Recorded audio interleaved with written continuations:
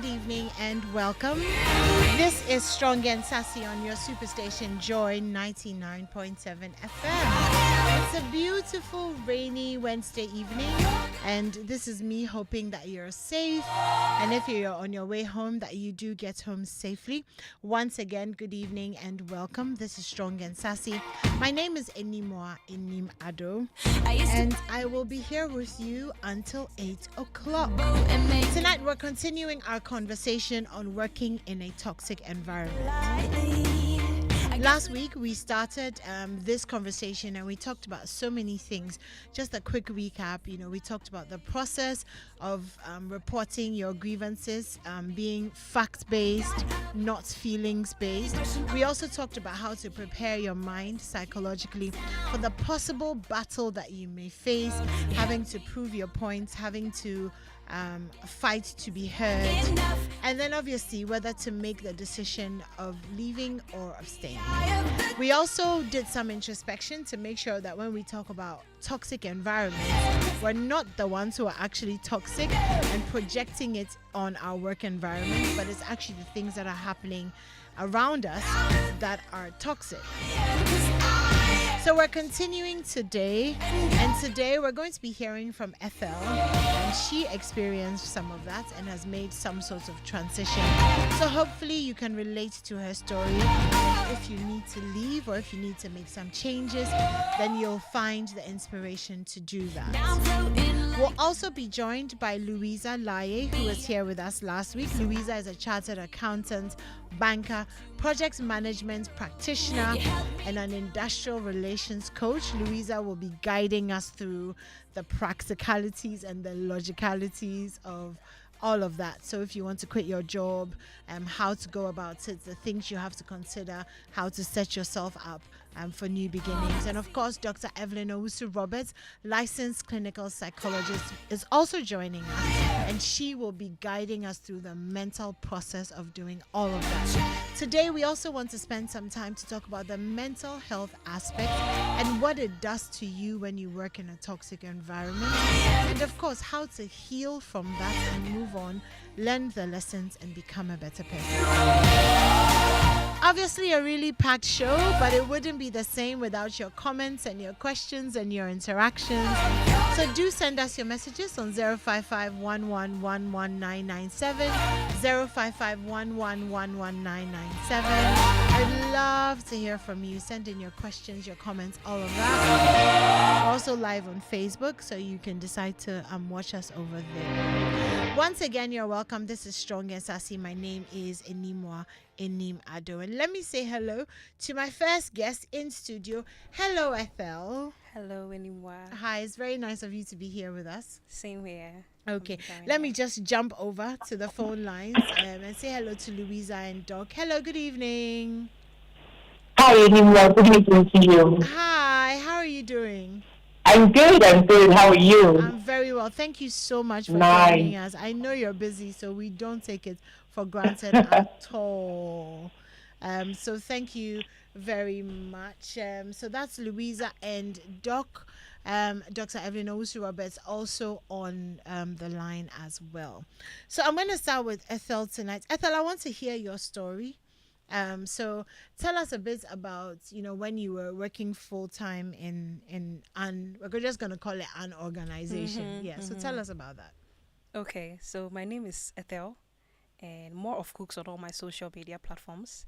So I'll just make my story brief. Just as we just give us the details and the nuances. Okay, so I started working in a firm, unquote, that I can't mention the name, 2 years ago. Okay. I went in to learn more and go all out, at least for some of the money, and also the experience. But little did I know that there were going to be lots of issues that I have never come into contact with. So it all started after spending 2 to 3 months. I came into contact with one of the ladies that became a friend immediately I entered the firm. So I thought it was a normal girlfriend kind of relationship. So after a while, I noticed a bit of issues here and there. You hear this from one person, then it turns out to be another issue, but I didn't really know where it was coming from. So after 2-3 months, one of my bosses came from the US to join us that I was under. There's a main boss and the one that I was under. I was the office manager. So I Okay. was under the administrative boss. So when she came to tell me the information she got while she was away. That was coming from the other lady that I became friends with. So it became a lot of banter here and there. It was very uncomfortable. You go to work and you don't know, when you wake up in the morning, it looks like you don't even feel the need to go to work, but you have to go anyways.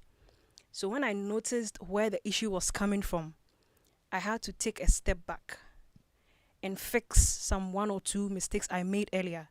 That is number one. I became friends with somebody I didn't know so much, and I allowed her into my space. And that was the first mistake I did. So I stepped back, worked harder than I used to, because it looked like she had gone to say a lot of things that my position was a bit shaky. So I had to step back and put one or two together, be, be more focused. I speak less in the office. And after a while, I noticed this shouldn't be a place that I should be in. But before I exit, I cannot exit anyhow. I need to make an impact before I go.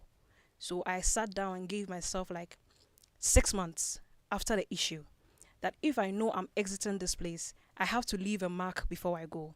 So I made sure that I did most of the contracts. I don't want to go into much details, but it was contracts for houses.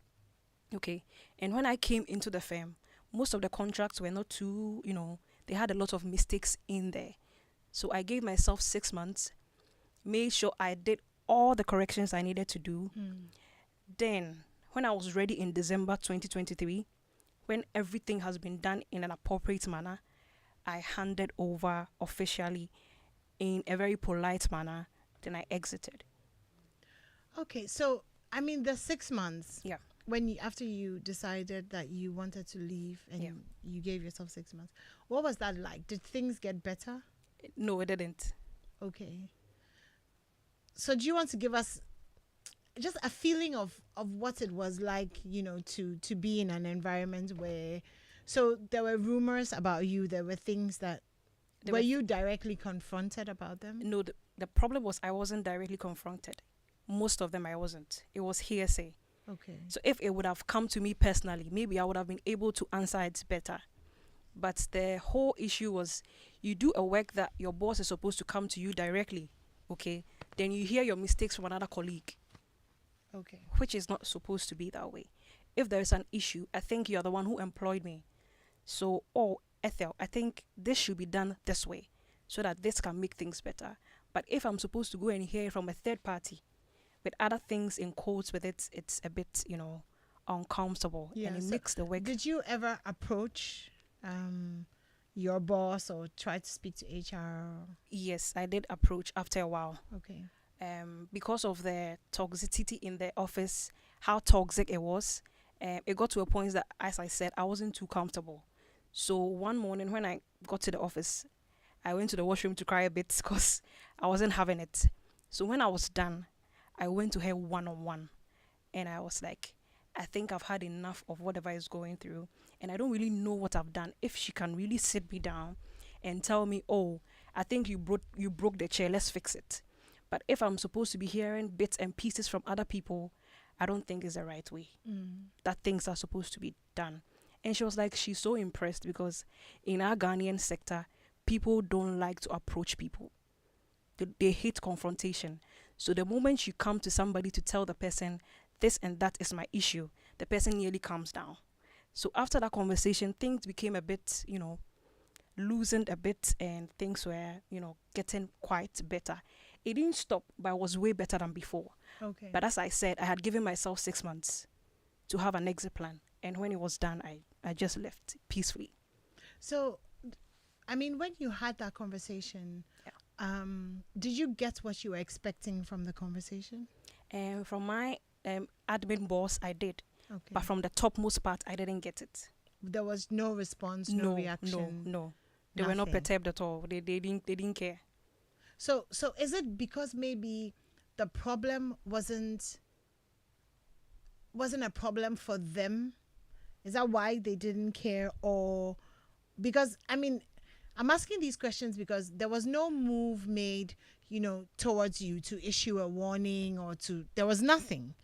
So is it possible that maybe it wasn't a big problem for them? That's why, or they just chalked it down to, oh, this is just the usual office politics or office whatever, whatever. I mean, what do you think was the reason why they were I quiet? think they were so much used to it, Mm. because the moment you get used to things, you feel it's normal. And I don't really blame them that much, because they feel today Kofi is fighting Amma in the office, and they know after 2 or 3 days it's going to die down. Yeah. Yeah, so I think that's from their angle. They think that after a while, you're going to get your feet on the ground and you're going to fix things and get better. But you should know the human relationship doesn't get better with time when it's not fixed. Mm. And that's where the problem is. It needs to be worked on.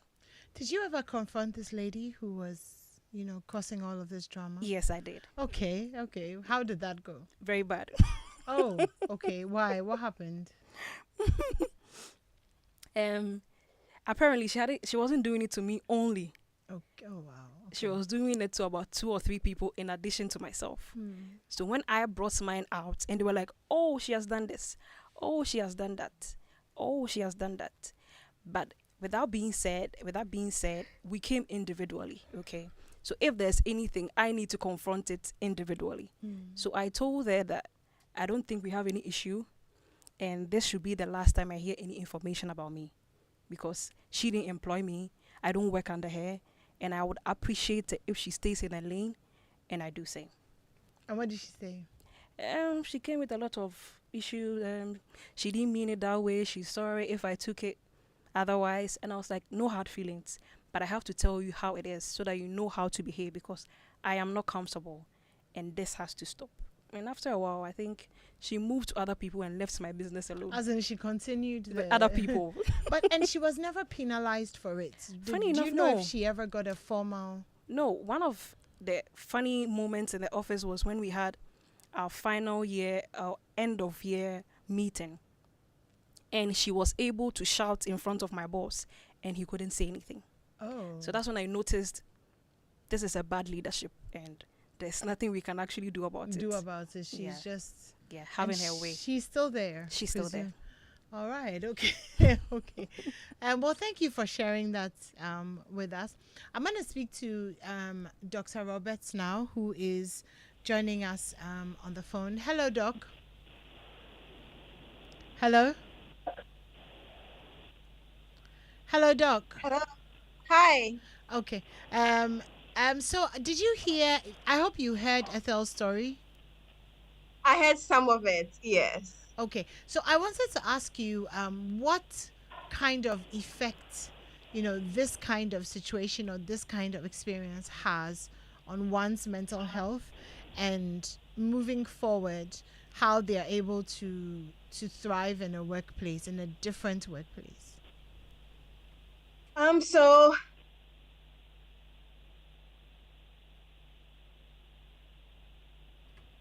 Hello, Doc. can you hear me? Yes, I can hear you. Okay. All right. So the first effect will be trauma, depending on how serious the situation is. Trauma is the first effect. The second is stress, because the situation is stressful. And then the third possible mental health issue that can arise from this is depression. So just off the top of my head, these are the three possible effects, from such a situation. Okay. All right. Sure. Thank you for that. Let me move to Louisa. Now, Louisa, if you can hear me, so Ethel has narrated her story. She talks about the response from HR and the fact that nothing was really done. In the end, she had to quit. But if you find yourself in a situation like that, is quitting the only option? Thank you very much, Animwaa. And I feel very sorry for what Ethel had to contend with before eventually leaving. In the workplace, the culture that staff live with, fortunately or unfortunately, is culture from leadership. And so when leadership sends out signals that they can't be bothered or there are no consequences for toxic behavior, then that kind of behavior is going to fester in the workplace. Unfortunately for Ethel, if I heard her correctly, she didn't quite have any support from HR and even the topmost leadership. And so that was quite an unfortunate situation she found herself in. But I wouldn't say that quitting would be the first option for Ethel, given what she went through. There are many things that Ethel could have done, but depending on the situation, of course, because of data protection and all of that, Ethel is not going into the very detail of what happened to her. But depending on what the situation is, and depending on her mental state, she will have to decide if she was going to stay and fix the issue or she was just going to move on. In her case, she decided to move on. But I'm going to pin this on leadership because in the workplace, leadership has got to set the tone that everybody is in the workplace to achieve the goals of the institution. And so it's incumbent on leadership to ensure that the workplace is safe enough for everybody to be able to contribute their quota and to meet their deliverables for the institution. So if leadership fails on this core, then they have failed the staff, essentially. For how long will everybody be quitting if there's a disagreement or there's a little issue here and there? At this point, leadership has just failed the staff. And that shouldn't be, because leadership has got to provide a safe or a safety net or a safe working space for their employees. And so leadership has to be interested in how employees are faring in the workplace. Leadership has got to ensure that the staff have the serenity of mind to be able to do their work. Because everybody can't be leaving once a small thing happens, a small issue happens, and there's disagreement and there's an argument. And so leadership has got to take that up and ensure that they're demanding a serene workplace across the organization. And Animwaa, at this point, I'd like to throw in a few statistics because I like to work with statistics a lot and to analyze things and put things in perspective. So, and I love McKinsey. McKinsey has a lot of research information. So they tell us that as of 2023, women are 41% more likely to experience a toxic workplace culture than men. And this is because, again, women are 2.8 times more likely than men to be sexually harassed in the workplace, to be discriminated against when it comes to promotions and opportunities, and to be excluded in high-level decision making. And so these things become sort of undercurrents that impact the women in the workplace. And I'm talking about women because Animwaa, I know Strong and Sassy is a women's program. And so, so I'm focusing on the statistics that have to do with women. So there's a lot of disrespect, especially from leaders to their subordinates. And Animwaa, this will fascinate you. 1 in 4 C-suite leaders that are women, or that is a woman, is 20 times likely to disrespect their subordinates who are also women and to take them for granted, to exclude them and to get into unhealthy competition with their subordinates that are women. This is very interesting because these Yeah. are C-suite leaders who are women. And so you would think that not just the women will create a safe environment for their colleague women to work in, but unfortunately, 1 in 4 C-suite leaders that are women are 20 times likely to antagonize female staff who report to them because of unhealthy competition and other things that get them to exclude these women from opportunities and all of that. And so these are things that leaders of institutions have got to pay attention to and to ensure that the workplace is not tolerating such toxic behavior, which ends up getting everybody disgruntled and wanting to quit.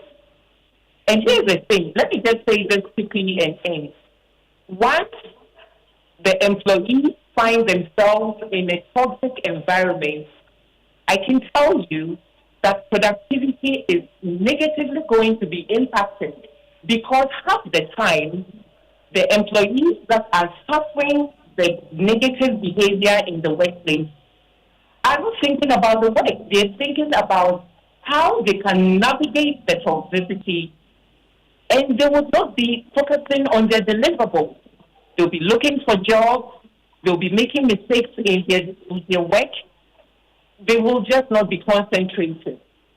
And so this should matter a lot to leadership in the organization and to get them to pay attention to what goes on in the work environment and to create an open door policy for employees to be able to walk to leadership and discuss issues that are plaguing their serenity and work delivery in the workplace.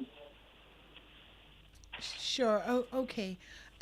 Louise, I'm gonna put you on the spot a little bit, because you shared some really interesting statistics with us, and I'm just wondering if you have any idea or if in your research you found out the whys. So why is it so? Why are women antagonizing other women? Why are women being disrespectful or competing with other women? What is the cause of Um, all of that? this will be very hard. Yeah, I know. But I think that not all women, but some women naturally have insecurities, and regardless of how high up they are in the institution, they feel threatened by other women, especially when women below them are competent, experienced, are qualified, and all of that. They somehow feel threatened. And so they would want to shut those women out by making them feel they are irrelevant or they're quote unquote nothing, so that they can protect their territory. This is what I find in most cases that I dealt with in my coaching career towards younger women in the workplace. Wow, that's very interesting and very unfortunate. But let me come to you, Doc. Doc, do you have anything that you would like to add in terms of what we've been discussing, especially when it comes to the women, pulling down other women or being antagonistic and all that? Um, so I think at the workplace when we find some of these dynamics happening, some please can you hear me? Yes, I can hear you. Okay, thank you. So sometimes when we find these dynamics happening, there are lots of things, at least from a psychological perspective, that might be going on.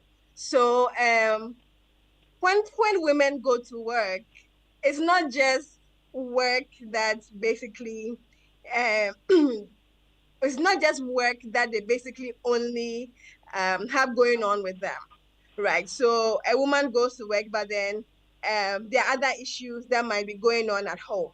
And then there's her own personality that she may also have, right? So depending on whether she's more of an introvert, extrovert, whether there's a few personality issues, that may be going on, because we all, when it comes to personality issues, we talk about there being a little bit more of a continuum, right? So we have in psychology, and we at the very most serious point, we are looking at it being a personality disorder. But people don't always get to the point where they have a disorder because it's a continuum. So when you get to like 10 over 10, 8 over 10, 9 over 10, that at that point we say that you have a disorder. But sometimes people have a feel of it, right? So maybe at a level of 3, 2, 4. And so there is at that level that you may see that kind of manifesting in the workplace, right? So what that means is that if somebody has a little bit of an avoidant personality, they may not be able to face issues head on, right? And so then that's where there might be some backbiting, and then we may have people and not basically doing good conflict resolution, right? And then you may have people who may have a little bit of a histrionic personality. So sometimes it's really a personality problem that might be going on. And Right. sometimes too, it's also the stress that a woman might be basically feeling that sometimes come out in the environment. And also, when we also look at even trauma, right, past experiences, there might be have been past experiences where maybe some other women have basically knifed them in the back. And so then now they are really on guard. And so then every woman can be a threat, right? And so these are some of the things that can be going on with a woman in the workplace. Right. Well, thank you for that, Doc. So, what we're going to do now is that we're going to take your questions because we have quite a few. So, I want to just run through the questions. And so, Louisa and Doc, I'll be coming to you, as and when, depending on the question. And Evelyn, you're very welcome to, add your opinions. I mean, you've been through it. So, if you have anything relatable, that would be awesome. Okay. So, my first question comes from Katie, and I'm not sure if it's he or she, but I'm just going to use he just because. The question says, how do I handle favoritism in the office space? I feel like my boss doesn't like me because when opportunities come, she chooses other people than me. And trust me, I am good at my job. What do I do? Let me start with you, Louisa. This is Katie's problem. How would you handle it? Hmm. I told you last week was that I believe in communication. There are policies in the workplace, or there are supposed to be policies in the workplace. And so promotion policies, opportunities that staff can take advantage of, career progression, all of those things should be spelled out in policy. And these policies should be satisfactorily disseminated across the organization to all staff, so that I know that if there's an opportunity I could take advantage of, the competing field is fair and available to all of us who so qualify to compete. But if these policies do not exist, or they exist but are not communicated to the employees, then people start taking advantage of the gap to pass the buck, to lobby, and to do all kinds of things to get their foot in the door. And so if you're being kinder or nicer to maybe the head of HR, then when there's an opportunity, they're going to find you as a favorite and then offer that opportunity to you. But if the policies are clear and it is standard across board, then of course, if there's an opportunity and I so qualify, I know that the playing field is level for all of us, and I'm going in to compete with my expertise and my qualification and my skill set. So it starts from the top, where leadership has got to ensure that policies are clearly written and clearly disseminated across board to all staff to deal with the so-called favoritism that could fill the gap if the policies do not exist. Okay. So back to policy and all of that, which is, I mean, it makes a lot of sense. But if you're working for a company or you are the employee, how much say do you have in ensuring that there are policies that actually favor you? Is that question to me anymore? Yes, please. I mean, that's the only way there can be sanity in the workplace, because I really do not see how work will go on smoothly if there are no policies and everybody is doing what they think is right and they get away with it. I mean, there will be chaos in the workplace if there are no policies. And if there are, and even if the policies exist but nobody knows about them, I mean, there could be chaos in the workplace. And so, yeah, favoritism is bound to happen. And Yeah. it's going to be like, take it or leave it. This is what happens here. If you're not favored, then you're just spending your time, and then you just exist. But I do not think a serious institution or a serious work environment should work without policy. I mean, that can't happen. That can't happen. Or that shouldn't be Right. happening. Okay. Let me move on to the next question. Doc, I'm going to start with you on this one because this one is about conflict. This one says, I'm a new manager at my workplace.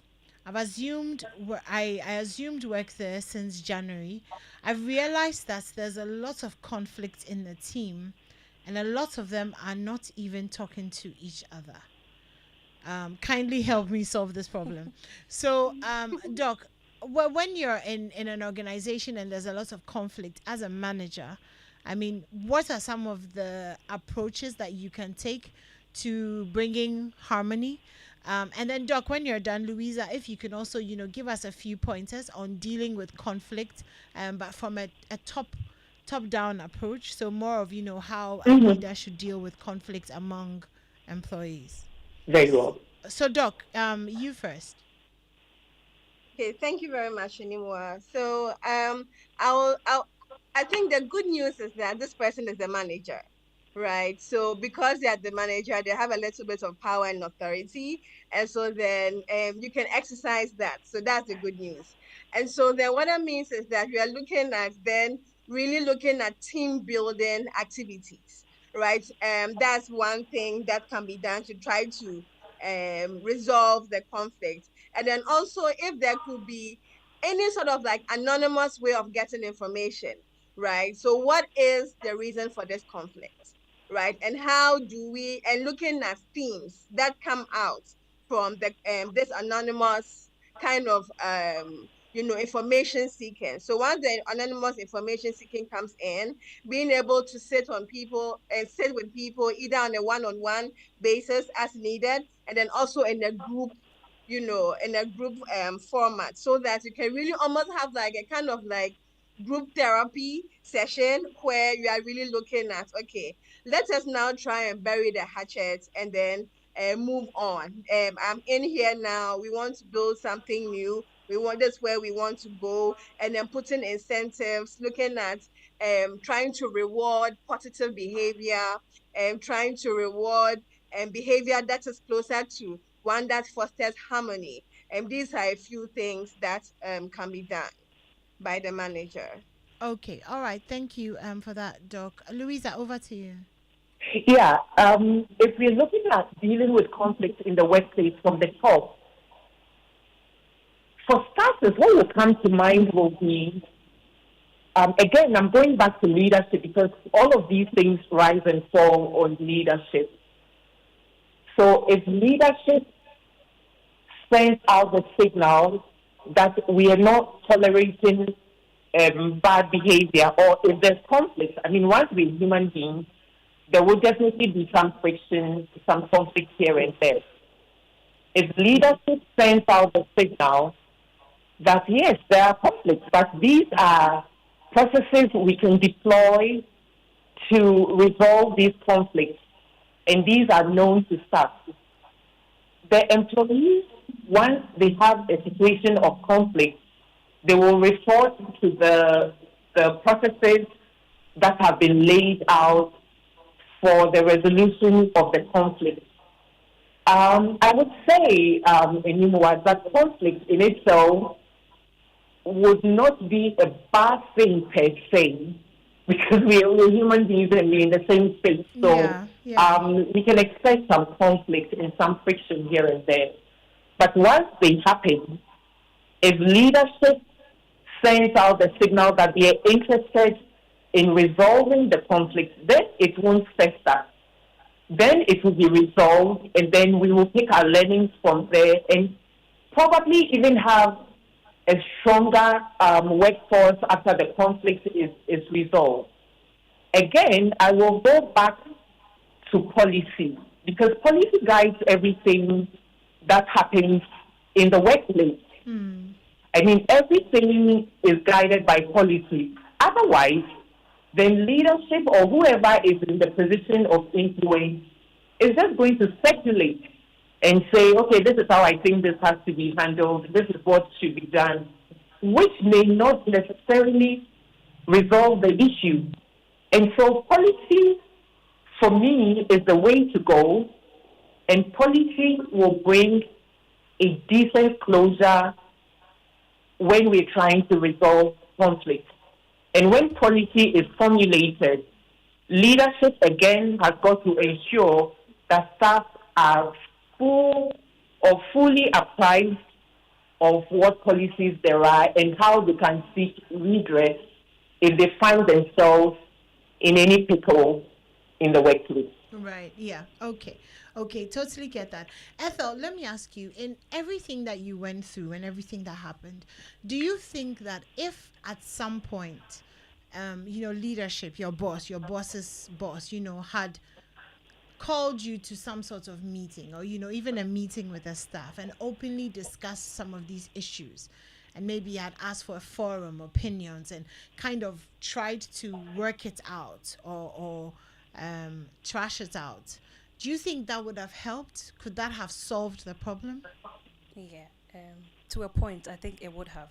Okay. Because before any problem starts, when you give a listening ear to somebody, it gives the person the ability to be able to speak out and let you know what is going on. That is number one. If I was being given the listening ear to voice out my issue, then we have a step forward. Then he can bring up a better way of coming around the issues to solve it, maybe to work together more, have incentives as Doc mentioned, a one-on-one conversations with both parties. If I leave the other room and he is able to talk to the other party, find out the issues actually, because when you are present, the person might not be able to say whatever they are going through. So if one-on-one conversations with both parties, then from there, I think it would have helped me to stay a bit longer. If it would have, it would have. And how about if there were policies? Like, for example, there was a set out formula for how to report these things, how it's dealt with. Would that have helped as well? Yeah, I think the reporting is not the problem, but the resolution. The response. Yeah, the response. Because everybody can report, but what are you doing about the issue? Because if 10 issues come up to you and not one has been solved, that means there's not really a good means for it. So no point, it's just not bringing it up, but we finding solutions to the problem is also very, very important. Right. Okay. Well, thank you for sharing that with us. I'm moving on to the next question stroke comment. This one says, please tell young ladies that office is not home. It is a place for serious business. Some attitudes are just not acceptable. Those house behaviors are mainly considered backward. I really wish that you had, to the person who sent this message, you had expanded a bit more on what the house behaviors are, because we don't know what house behavior at work is. Maybe, I don't know, familiarity, being relaxed, I don't, it's difficult to address it. But thank you so much for your text message anyways.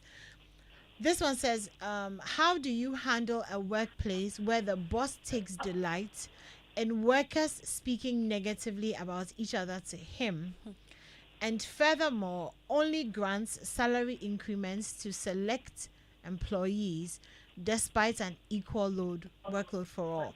I mean, to answer the second part of that question, I think Louisa has really gone into depth when it comes to policy and the way things are done universally. So there must be some sort of policy. And Louisa, please feel free to interrupt me if I'm not representing your thoughts or your opinions well. You're on the money. You're on the money. Okay, Just go ahead. So, policy will ensure that you're not picking out people based on other reasons apart from what has been universally stated. So, for the second part of that question, policy, policy, policy. For the first part of the question, I'm going to let me start with Doc on that. Doc, so this one, I'm going to start with you. The question is, how do you handle a workplace where the boss takes delight in workers speaking negatively about each other to him? So basically, the boss likes kokonsa and encourages it, which is almost very Ghanaian. But so, Doc, how do you deal with a boss like that? That's going to be difficult because that wouldn't make for a healthy work environment. And so then what that means is that to preserve, because when there's gossip, at a certain point, the gossip is going to go around and come to you. Nobody is going to be excluded from the gossip. So what that means is that for you, it's also not going to be like a healthy thing. And so then, depending on the situation, because sometimes people need to be at a certain work, people don't always have the luxury of leaving. People don't always have the luxury of putting, even when they put the exit strategy in place, it does not work. And so, how do you survive, or how do you work in an environment that is toxic? It's really looking at how you take care of yourself while you are in a toxic environment, such that what is happening in the environment doesn't overly affect you and impact who you are. So what that means is that you are looking at how you handle, like how you basically feed your spirit, how you feed your soul. So people can maybe at work, depending on the kind of work that you're in, as people are going around gossiping, maybe you have some, jazz music in your ear, some gospel music in your ear, and then you are just you're just going about your work, right? Or maybe you find within that work environment somebody who is also different that can be a support in the work environment. And of course, looking outside of the work environment, looking for support as well. So these may be some ways to deal, and especially if it's difficult to change the environment within which you find yourself. Okay, thank you so much for that, Doc. Okay, now this comment is a very interesting one. And Louise, I'm gonna address I'm gonna address it to you so that you tell us what you think. So this one says, I think some women in leadership or at the workplace also tend to feel threatened by other women because they know how women can use what they have, i.e., bodily assets, and their cunning nature to manipulate the men in leadership or at the workplace. So the question is, if you are, it's two things. So it's either you are on the bodily asset side or you are on the lack of bodily asset side. So let me deal with the people on the lack of bodily asset side. So if you're on the lack of bodily asset side and you're in an environment where the bodily asset team are reigning, because it's life, and it's work, and people have eyes, and beauty is beauty and what is nice is what is nice, and I don't think there's anything we can do about that. How do you cope as a woman in an environment like that, without creating toxicity, but also making sure that your work is appreciated? Hmm. Okay, so if that work environment is not, how shall I say this? If that institution is not about beauty context and it's not about fashion, then I guess whoever is present in the workplace has just got to use their brain to do their work and finish and go. I very much see the point you're raising. Yes, there are people who are naturally endowed. Their faces are beautiful. They have a nice figure and all of that. And so they wear clothes to enhance all those assets, especially to appeal to the men in decision making in the workplace. But then there's very little anybody can do about this, especially when these things are not written in black and white. So if you are not on the side of the body, whatever, Assets team, yeah. if you don't have the body, but all you came into the workplace with is your brain and your expertise and what you can do, I think this is where boundaries and focus will come to play. Focus on your job. You're not friends with your colleagues. Get your job done and go. But if somebody is using their body to cause commotion in the workplace in your disfavor, and the boss or the leader acquiesces to this kind of unfortunate development, you may have to be looking at exiting, unfortunately, because for how long would you contend with somebody's body when you don't have the same body? I mean, for how long? And if decisions are being taken because of somebody's body, what are you going to do about it? Yeah. You may just have to consider exiting, unfortunately. Yeah, that's very sad. And even for those who have the looks and all of that, if you don't want to lead with that, and you actually want to be valued for your brain, then like you said, you may have to, quit that environment. Absolutely. So Yeah. it's actually very sad. Okay, so we have about 4 minutes left. So what I actually really want to do, I want to take your final thoughts on the whole topic. So from last week until today, your advice to women that are entering the workplace, women that are trying to get their careers, what they should become, what they should be prepared for, and what they can look forward to. If you can do it in a minute each, that would be super fantastic. So let me start with you, Louisa. Hello? Yeah, Oh, hi. Sorry, did you hear me? not at all. Oh, I can hear your voice now, okay. I but was saying, I didn't hear right. I about was the saying minutes that we have before. about 4 minutes left. So I wanted to take your thoughts and your advice for women who are entering the workplace. How to behave, what to expect, how to conduct themselves, and how to win. Really, I mean, from your experience.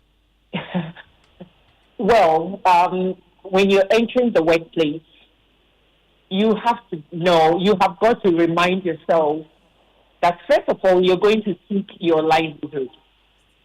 Secondly, you're going into this job with your expertise, your skill set, your knowledge, your qualification, and nobody in the workplace is your friend. I mean, this has to be very clear to anybody entering the workplace, especially young women. Nobody in the workplace is your friend. You're going to get your livelihood. You're going to sell your skill. You're selling your labor. At the end of the day, you earn your keep and you're out of the place. And so these have got to guide the decisions that you make and the work output that you produce. Thank you. Thank you so much for that, Louisa. Very, very solid. Thank you. And let me say goodbye to you at this point. Thank you so much for joining us. Really, really grateful for your time. My pleasure, Animwaa, always. Okay. Doc, let me take your final thoughts as well. So I would say, if you're entering the work environment for the first time, be prepared for it not potentially being like a fairy tale experience, right? Because depending on the work environment, it may not be very healthy. And so almost prepare for, if it's healthy, then we thank God. If it's not, this is how I am going to deal with it, right? So I think that is one. And then also really making sure that there is some good work-life balance as possible, because work can't be everything, right? So making sure that you're still taking care of yourself even as you're working. And then also, even if it's a bad work environment, look at the silver lining, Lining. right? What skill can you build, even in that bad environment, right? So maybe it's going to be an opportunity for you to build your communication skills. It may be the opportunity for you to look at assertiveness, being bold. So even in this toxic environment, it is possible to develop some skills that will be helpful, some skills and experience that will be helpful for the next place that you end up being at. So I would say this is what I would say. Right. Thank you. Thank you so much for that, Doc. And once again, thank you for joining us. Thank you for having me. Have a good night. Ethel, let me Yes, finish ma'am. with you. So, what would you have done differently? I'll make it in a minute. Very short. 30 seconds. Okay, 30 seconds. To be open-minded anytime you go into a new firm. Don't go looking for friends right away when you enter into a new firm. Don't go dating around when you enter into a new firm. Make sure you are physically and spiritually backed. Pray. Have God in the center. The HR is not your friend. Do your best and go home. And I wish everybody the best. Thank you so much for that. Thank Yeah. you so. My favorite part was the HR is not your friend. My name is Animwaa Anim Addo. This has been Strong and Sassy. Really grateful for your time. Handing over to Noella, who's bringing us headline news at 8. It's 8 o'clock.